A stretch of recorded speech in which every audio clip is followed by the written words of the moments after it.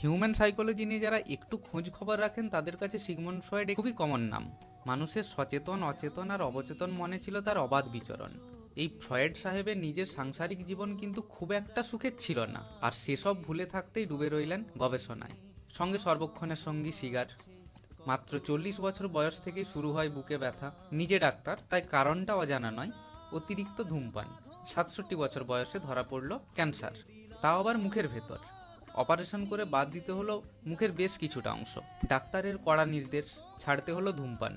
কিছুদিন পরই বুঝতে পারলেন সিগার ছাড়লে হয়তো শারীরিকভাবে সুস্থ থাকবেন, কিন্তু ক্ষতি হবে গবেষণার। তাই আবার শুরু করলেন সিগার।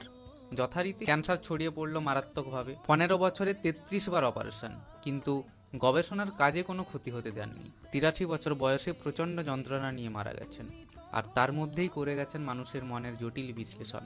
তিনি বিশ্বের শ্রেষ্ঠ মনস্তাত্ত্বিক, সিগমন্ড ফ্রয়েড।